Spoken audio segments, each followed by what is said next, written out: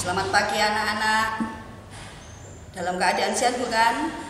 Saya juga dalam keadaan sehat. Saya Nikmatul Hani, guru. Cerita pendek terdiri dari dua kata, cerita dan pendek. Untuk mengetahui cerita pendek, kita harus tahu kriteria cerita itu apa terlebih dahulu. Dalam teks, kalau kita menemukan di situ ada pelaku atau tokoh, maka kita bisa langsung mengatakan bahwa teks tersebut termasuk ke dalam cerita. Kalau pendek, kita harus tahu kriterianya juga. Pendek lawan dari panjang.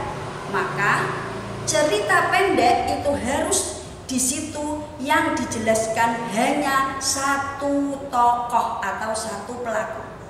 Di samping itu, alurnya juga harus alur yang menjurus. Artinya alur hanya satu saja, tidak ada digresi dan tidak ada pelaku-pelaku sampingan.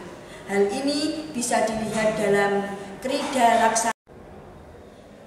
Kita masuk dalam unsur-unsur pembangun cerita pendek. Mestinya kita tahu banyak sekali unsur-unsur dalam cerita pendek. Tetapi untuk mempermudah kalian mempelajari unsur-unsur pembangun cerita pendek, saat ini bayangkan ketika kalian semua ini membaca cerita pendek, setelah melihat judul, maka bayangkan apa yang kalian cari terlebih dahulu. Pasti kita mencari tokoh atau pelaku. Ketika kita sudah menemukan tokoh atau pelaku di dalam cerita tersebut, pasti kita akan menemukan penokohan.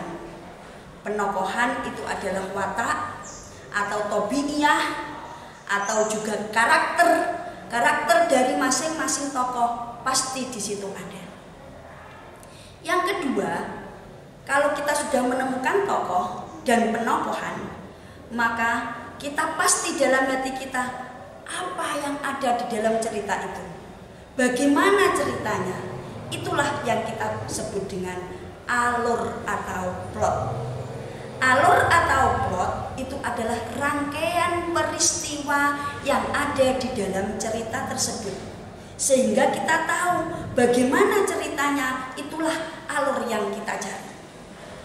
Setelah kita menemukan alur, tentunya pada waktu kita membaca cerpen itu mesti kita menemukan ada tempat, ada waktu, ada suasana.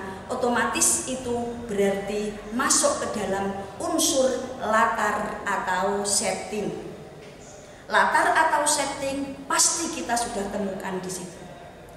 Ketika kita sudah menemukan tokoh dan penokohan, kemudian alur, kemudian ada di situ ada latar atau plotnya, berarti kita sudah membaca separuh dari cerita pendek. Ketika membaca separuh cerita pendek, itulah nanti kita menemukan yang namanya tema, atau kita menyebutnya dengan pokok bahasa. Unsur yang kelima, di dalam cerita pendek kita akan menemukan sudut pandang.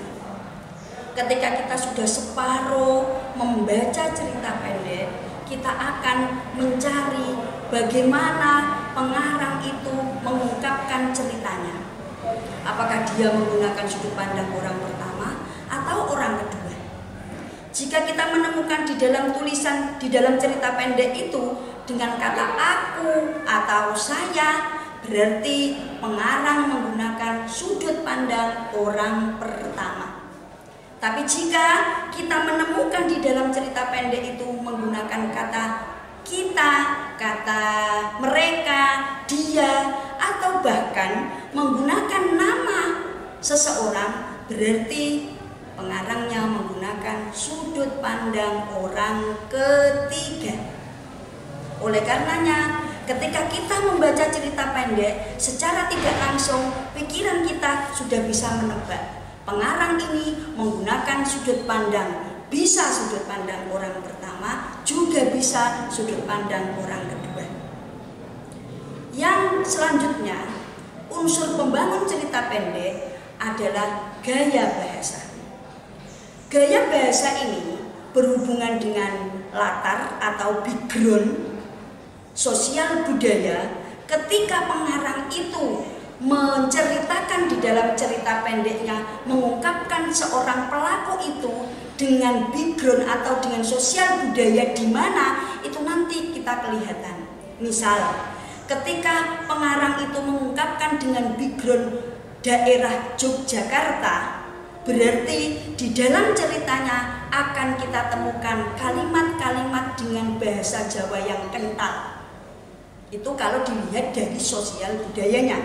Tapi ada kalanya lagi ungkapan-ungkapan atau kalimat-kalimat pengarang itu menggunakan kalimat-kalimat yang lebih manis, yang puitis, untuk memperindah cerita pendeknya. Kalimat-kalimat yang berada dalam cerita pendek diungkapkan dengan majas. Maka bisa juga itu dengan bahasa Jawa yang medok atau dengan majas-majas untuk memperindah kalimat-kalimat di dalam cerita pendek.